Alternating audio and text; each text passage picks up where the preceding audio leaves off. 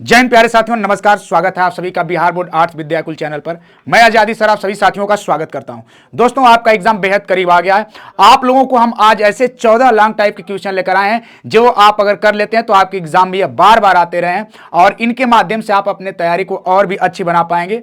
यह 14 क्वेश्चन ऐसे होंगे बेटा जो बार बार रिपीटेड हैं और इनके आने की पूरी संभावना, ये अति संभावित प्रश्न है। तो इन 14 प्रश्नों को हम लोग क्रमिक तौर पर देखेंगे। यह प्रश्न आपके वो लॉन्ग टाइप है जिनको अगर आप कर लेते हैं तो आप एग्जाम में ऐसे ही प्रश्नों को जो आएंगे तो उन्हें बहुत आसानी से हैंडल कर लेंगे। बेटा देखिए, जैसे पहला प्रश्न है आपके सामने कि आसियान क्या है, इसके महत्व की विवेचना कीजिए। बेटा ये बहुत इंपॉर्टेंट प्रश्न है, ये कई बार आपके एग्जाम में आया है। आसियान क्या है, आसियान के बारे में लिखने को पूछा जाएगा आपसे और इसके महत्व की विवेचना करने की बात की जाएगी। तो इसके महत्व को आप बताएंगे तो यहां से आपको लॉन्ग टाइप में बहुत अच्छा है, यहां पर आंसर करने को मिल जाएगा। ठीक है, उसके साथ ही साथ बेटा हम लोग जब बात करते हैं प्रश्न नंबर 2, राष्ट्रपति शासन से आप क्या समझते हैं।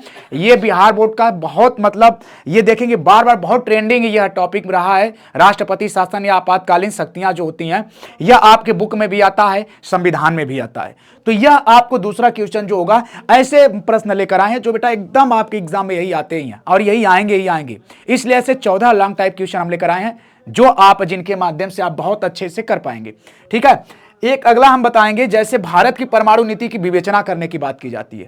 तो भारत की जो परमाणु नीति है उसकी विवेचना करिए। तो ये भारत की परमाणु नीति की बात करते हैं भारत विदेश संबंध के परिप्रेक्ष्य में। तो यहां से ये जो टॉपिक है, यहां से क्वेश्चन हर बार बनता है, चाहे जैसे भी क्वेश्चन बनाए, चाहे तो मॉडरेट बनाएगा, चाहे लो बनाएगा, चाहे लेवल हाई रखेगा, मगर बेटा यहां से आपको क्वेश्चन मिल जाना है। ये तय है, यहां से आपको एक प्रश्न मिल ही जाता है। तो ये तीसरा प्रश्न हो जाता है बेटा। आप देखिएगा 1975 के बाद आपातकाल के बाद की राजनीति पर एक टिप्पणी करिए। यानी 1975 में जब आपातकाल लगता है बेटा, उसके बाद की भारतीय राजनीति में हुए बदलाव के बारे में पूछा जा रहा है। ये लॉन्ग टाइप में लिखना है आपको। तो यह भी एक क्वेश्चन बहुत ही शानदार, अपने आप में बहुत दमदार क्वेश्चन है। इस प्रश्न को भी आपको करना होगा। ये सभी ऐसे ही प्रश्न हम लेकर आए हैं जिन प्रश्नों के माध्यम से आप बहुत अच्छे से बाकी इससे संबंधित अन्य प्रश्नों को भी कवर कर पाएंगे। इससे फायदा यह होगा बेटा कि आप जो शॉर्ट टाइप क्वेश्चंस हैं, उन शॉर्ट टाइप क्वेश्चंस को भी बहुत आसानी से हैंडल कर पाएंगे। ठीक है, तो ये प्रश्न है जो हम आपको बता रहे हैं इस समय। हमें पूरी उम्मीद है कि बेटा इन प्रश्नों को आप बहुत अच्छे से समझ पा रहे होंगे। पांचवा प्रश्न होता है कि राज्य पुनर्गठन आयोग का उद्देश्य क्या है। यानी कि 1956 में जो राज्य पुनर्गठन आयोग बनाया गया था बेटा, उसका मुख्य उद्देश्य क्या था, मुख्य ध्येय क्या था। यह बड़ा अच्छा प्रश्न है, यहां से आपके एग्जाम में बहुत अच्छा देखेंगे, हर बार देखने को मिल जाता है। ये लॉन्ग टाइप क्वेश्चन है, इन सभी प्रश्नों को आपको करना है। क्या ऐसे प्रश्न लेकर हम लोग आए, आप कमेंट करके भी बताएंगे कि हाँ सर ऐसे प्रश्न चाहिए और इनका सोल्यूशन भी चाहिए। ये 14 प्रश्न जो है बेटा, ये आपके एग्जाम में आने ही आने हैं। यानी कि इससे रिलेटेड प्रश्न आपको मिलता जुलता मिल जाएगा। अगर इतना कर लेते हैं तो आप बहुत अच्छी स्थिति में होंगे एग्जाम के लिए। ठीक है, और शिमला समझौता पर एक टिप्पणी करिए। देखिए शिमला समझौता जो होता है, ये शिमला समझौता 1972 वाला, ये तो और भी इंपॉर्टेंट हो जाता है बेटा।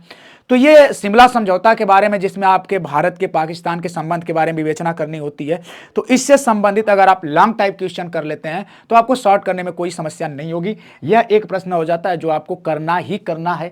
ये 6ठे नंबर पर प्रश्न है। हम 14 ऐसे इंपॉर्टेंट लॉन्ग टाइप क्वेश्चन लेकर आए, सिर्फ क्वेश्चन जो आपको देखना है, जिनको आपको करना है, और कमेंट करके आप बताएंगे क्या ऐसे प्रश्न हम लेकर आए, तो आप जरूर बताइएगा, हम हल कराएंगे आपके इसी अपने चैनल पर, आपके अपने विद्याकुल बिहार बोर्ड आर्ट्स पर ही कराएंगे। ठीक है, पर्यावरण संरक्षण क्या है बेटा। ये देखिए पर्यावरण संरक्षण क्या, अगर इसकी बात करते हैं तो पर्यावरण संरक्षण के बारे में आपके एग्जाम में बहुत अच्छे से पूछा जाता है प्रश्न। ये बहुत शानदार क्वेश्चन यहां से बन जाता है। तो पर्यावरण संरक्षण के बारे में आपसे जब पूछा जाएगा तो यहां पर इस प्रश्न के बारे में भी पर्यावरण से संबंधित बातें आप रख लेंगे। ये भी बहुत इंपॉर्टेंट है, ये अभी आपके एग्जाम में यहां से प्रश्न बनता है। 8वें नंबर पर कहा जाएगा कि भारत के निर्वाचन आयोग के कार्यों की विवेचना कीजिए या व्याख्या कीजिए। तो ये बेटा जो निर्वाचन आयोग है ना, निर्वाचन आयोग की जब हम बात करते हैं तो निर्वाचन आयोग से संबंधित क्वेश्चन आपसे बहुत बार पूछा गया है। निर्वाचन आयोग की अगर बात करते हैं तो यह आपके चाहे बुक से क्वेश्चन उठाए, चाहे संविधान से ये क्वेश्चन उठाए, मगर निर्वाचन आयोग से संबंधित जब भी प्रश्न बनता है बेटा, तो यह प्रश्न आपके एग्जाम में खूब अच्छे तरीके से देखने को मिलता है। हमें पूरी उम्मीद है कि ये प्रश्न भी आप बहुत अच्छे से कर पाएंगे।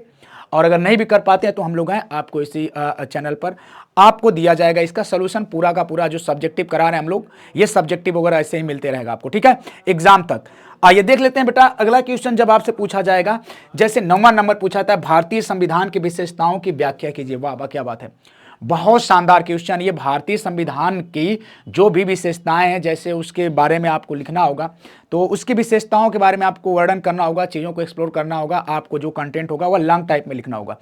तो ये विशेषताओं के अंतर्गत आ जाएंगी। तो ये आपसे सदाबहार प्रश्नों में से एक प्रश्न ये भी होता है, ये बार बार पूछा जाता है और इस बार भी पूछा जाना तय है, क्योंकि ये किसी भी आयोग का सबसे पसंदीदा प्रश्नों में से एक होता है कि भारतीय संविधान की क्या विशेषताएं हैं उसके बारे में लिखिए। तो ये विशेषताओं से रिलेटेड जो क्वेश्चन होता है बेटा, यह आपसे पूछा ही जाएगा। आपको ये प्रश्न तैयार करके रखना होगा, क्योंकि हर बार पूछा जाता है, तो उम्मीद है कि इस बार भी पूछा जाएगा। और यह हर बार पूछा जाता है इसलिए क्योंकि बहुत इंपॉर्टेंट टॉपिक आ जाती है संविधान का। इसमें पूरा आपको संविधान का मूल्यांकन करना हो जाता है, जो विशेषताएं हैं, ठीक है ना। फिर देखिएगा प्रश्न नंबर जो बेटा 10वां होता है, 10वें पर हम कहेंगे राज्य क्या, इसके तत्वों की विवेचना करिए। आपको पता होगा कि जब आप 11th में रहते हैं तो भी 12th में रहते हैं तो भी राज्य की परिभाषाएं बताई जाती हैं। राज्य के बारे में आपसे पूछा जाता है कि राज्य की क्या परिभाषाएं हैं, उसकी विवेचना करिए, राज्य के कितने तत्व हैं। इन सब की बातें जब की जाती हैं बेटा तो ये बहुत इंपॉर्टेंट हो जाता है, जो कि आपके एग्जाम में यह हर बार आता है। उम्मीद है कि इस बार भी आएगा, इसलिए हम ऐसे मोस्ट एक्सपेक्टेड क्वेश्चन लेकर आए हैं। ये 14 लॉन्ग टाइप क्वेश्चन होंगे, जिनके माध्यम से आपको थोड़ा सा एक आइडिया लगेगा कि हाँ, हम अगर ऐसी तैयारी कर लेते हैं तो हमारे एग्जाम में ऐसे अगर प्रश्न आते हैं तो हम उनको बहुत आसानी से हैंडल कर लेंगे, ठीक है ना। आइए देखिएगा, यहां पर कहा जाएगा कि समकालीन विश्व में संयुक्त राष्ट्र संघ की भूमिका का मूल्यांकन करिए। बेटा ऐसा हो ही नहीं सकता कि आपसे यूएनओ से संबंधित क्वेश्चन न पूछे। अंतर्राष्ट्रीय संगठन की जब बात की जाती है बेटा, तो अंतर्राष्ट्रीय संगठन में आपको सबसे पहले यूएनओ का नाम आता है, क्योंकि यूएनओ एक ऐसा अंतर्राष्ट्रीय संगठन है जिसके अंतर्गत हम लोग सभी संगठनों की अगर बात करते हैं तो है ही, मगर यूएनओ एक साइड हो जाता है।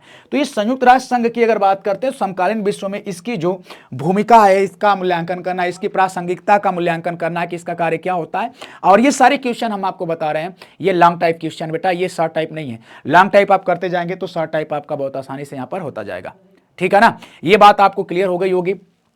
11 नंबर पर होता है, यहां पर लोकसभा गठन और कार्यों का वर्णन करिए। बहुत अच्छी ये क्वेश्चन है, संसद से रिलेटेड है, जिसमें कि लोकसभा की अगर बात करते हैं तो लोकसभा के पास शक्तियां भी ज्यादा होती हैं, लोकसभा की कार्यविधियां भी अलग होती हैं। लोकसभा की अगर बात करते हैं उसकी चर्चाएं भी हरदम बनी रहती हैं।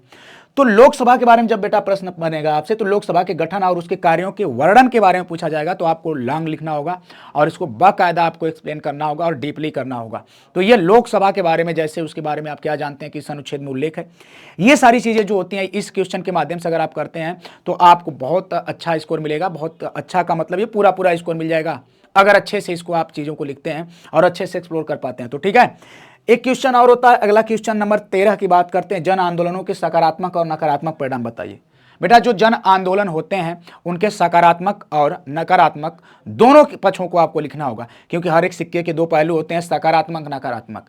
तो जो जन आंदोलन होते हैं, इन जन आंदोलनों के आपके सकारात्मक और नकारात्मक दोनों पक्षों को लिखना होगा, जिससे आप एक मोटे तौर पर आइडिया लगाएं कि अगर यह जन आंदोलन है तो इसके सकारात्मक पहलू क्या हो सकते हैं या क्या होते हैं, नकारात्मक पक्ष क्या होते हैं। इन दोनों का आपकी विश्लेषण करना होगा लॉन्ग टाइप में। तो ये जन आंदोलन से संबंधित आपको क्वेश्चन भी हर बार देखने को मिल जाता है, जैसे क्षेत्रीय आकांक्षाओं से भी मिल जाता है।